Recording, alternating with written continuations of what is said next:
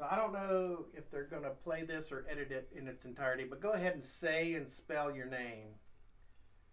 Harold, Harold Wellington, Wellington. All right, very good. How old are you, Mr. Wellington? I'm 97. 97, still kicking. Wow. Yep. So, just, because people will probably be watching this, some of the senators and stuff like that, just tell me, what did you do during World War II? In World War II, I tried to join the Navy, and they had it was right after Pearl Harbor, and they had so many men enlisting that they said they couldn't take me. So they suggested I go down and join the Merchant Marine. And at that time, President Roosevelt was in office, and they gave us a big speech of all the benefits they were going to give us. And so I joined the Merchant Marine, where they said I was needed because I wanted to do my part. And right after I joined, President Roosevelt died, and all of his things that benefits he was going to give us went out the window. So we got nothing. But I spent all World War II in the Merchant Marine instead of going in the service. And the Merchant Marine had the highest fatality rate per capita of any service there was. But we still never got any credit for it. So. But you still did your job, even though... I still did my job. That's what I volunteered for, and that's what I did. And but somebody had to do it, so it got done, I hope. Yeah. Well, describe, what did you do? I sailed the merchant ships, operated the merchant ships. I worked in the engineering department on these freighters that carried all the supplies to our troops and our Lend-Lease people all over the world. Except I never got into the Pacific, but I got in the Atlantic and the Mediterranean and the Middle East, and anywhere they wanted to send us. And what were the dangers that you faced? What were the dangers? Well, the German submarine fleet was setting out there to sink us. And the way I understand it, they sank 125 ships right here on the North Carolina coast. Because we had an admiral, pardon me, out here that didn't believe in blackouts and convoys and stuff, and he kind of got things messed up. So you got just sent out, basically said, here, take these troops over the Atlantic. Right. Yeah. And the only protection you had was, you had what, like a 5-inch gun? Well, we had some guns. We had some 5 inches. We had some 3-inchers, and we had a bunch of machine guns. All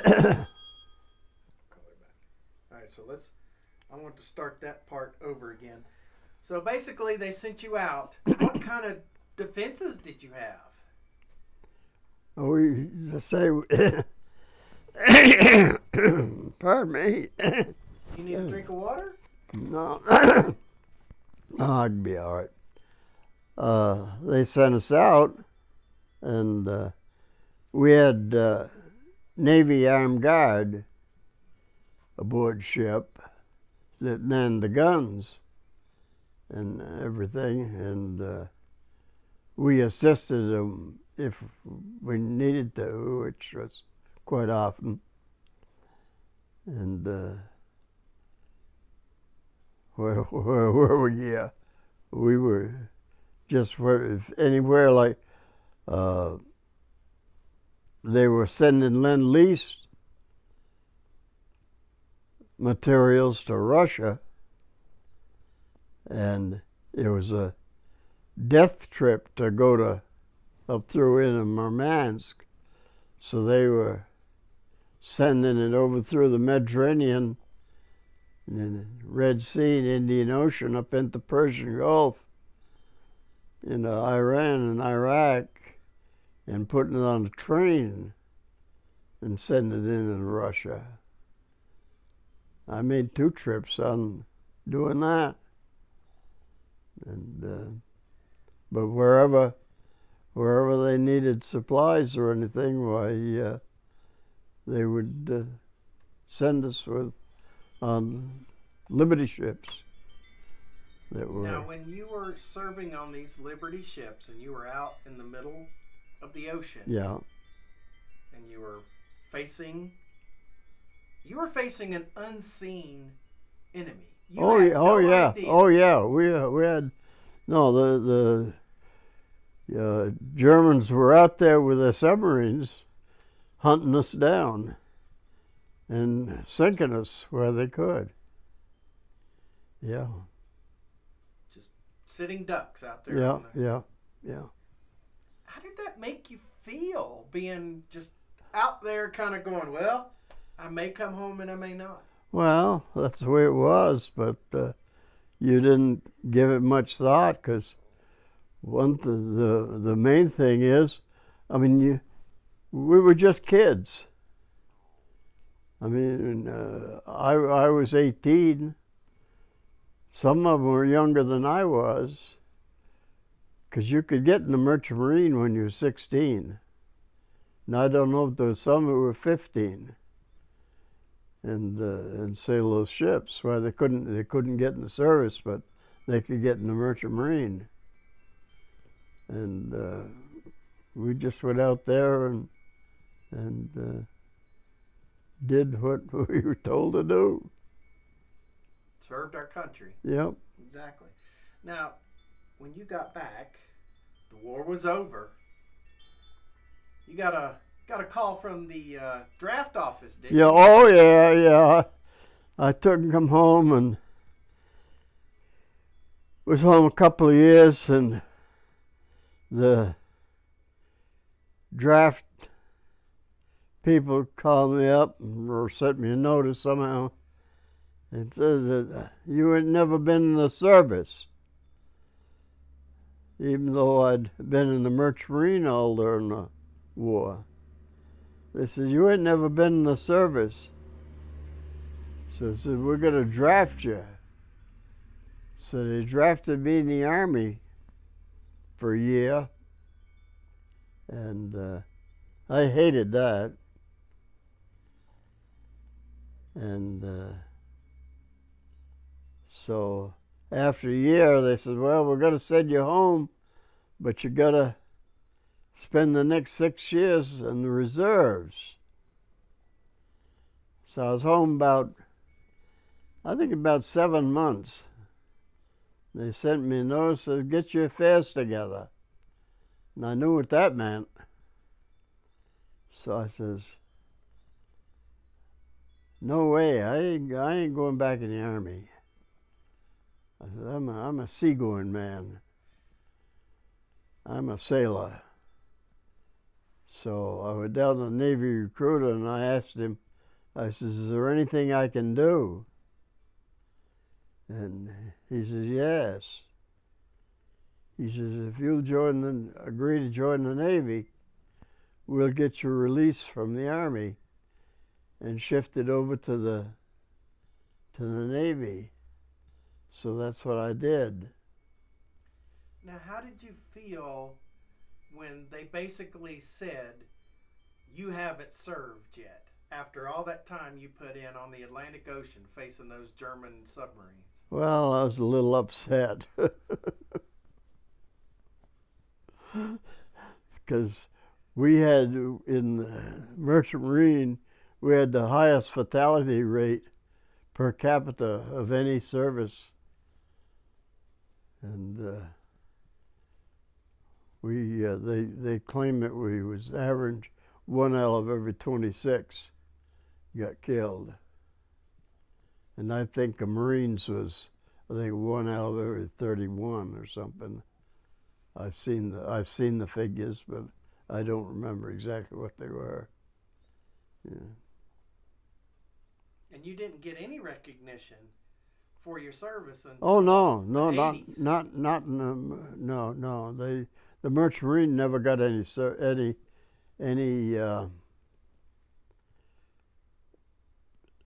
recognition of their service until '88. They passed a law, said that the Merchant Marine could, during certain dates, could declare themselves a veteran, and could, that way they were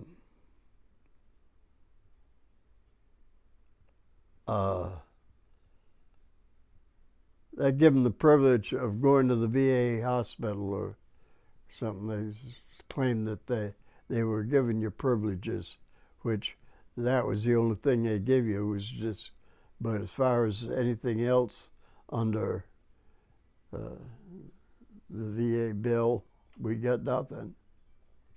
Yeah. How'd that make you feel? Well, I didn't think much about it. It just, I think, well, life goes on, and it made you feel better to think that, well, you can at least go to the hospital, but But now, you guys got the Congressional Gold Medal Act passed. yeah, we got that passed. I don't know if we'll ever get it or not, but the law was passed, and they've been, what, 2 years making it? Yeah. But how do you feel that you're finally getting some kind of tangible recognition for your service from your country? How does that feel? Well, the thing that makes me feel the best is people are beginning to recognize what the Merchant Marine did, and people are giving you credit in their hearts of what we did for our country. I mean, medals and stuff, they don't mean nothing.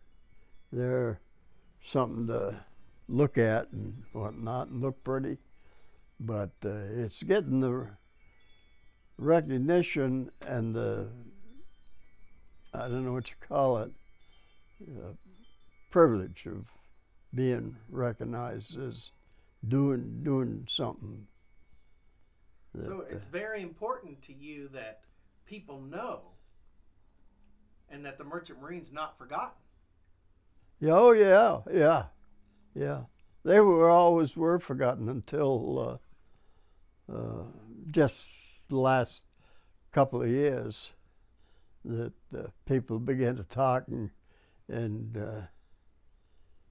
thanking you and giving you credit for being a Merchant Marine. Yeah.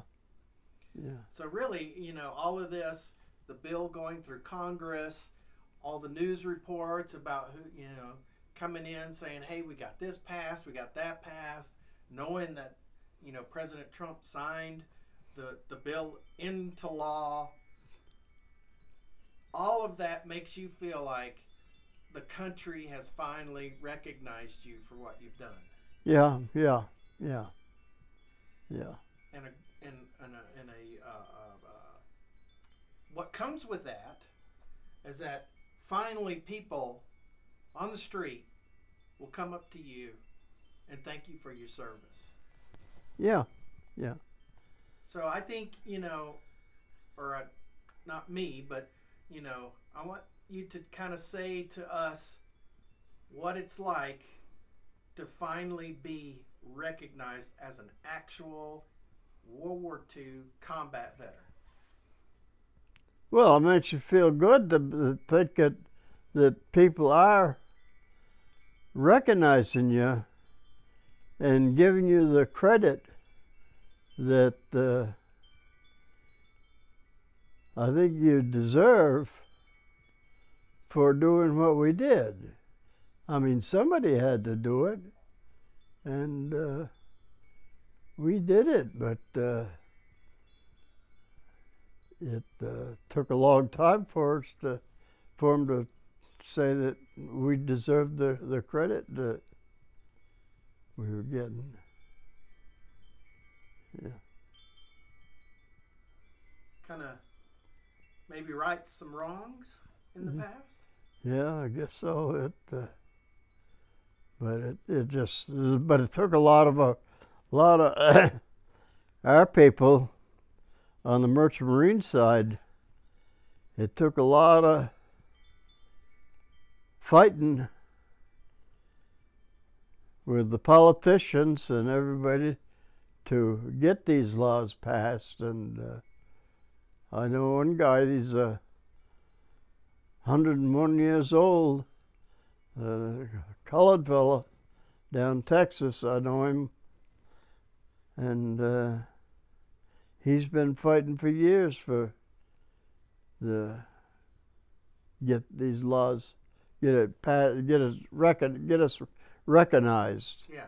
He's made many trips to Washington, and he's 101 years old, and he's still traveling around the country, Wow.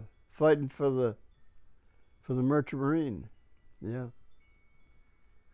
So let me ask you this: if I was, say, a congressman or a congresswoman sitting right here in front of you, and I was one of the ones that had signed it and got it passed, or if I was the president and I'm the one that signed it into law, what would you say to me? I'd say thank you. Thank you. It finally came. We're getting the recognition that I think all these guys. There's a lot of guys that there's very few of us left. I know of one down here in Tryon, and he just turned 101. That's still living. But he's the only one around here that's left that I know of. And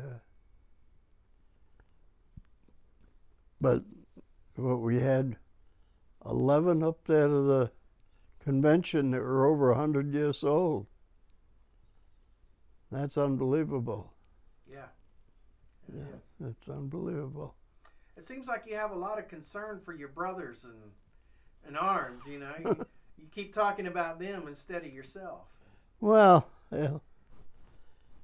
I don't know. I just don't think of myself. I just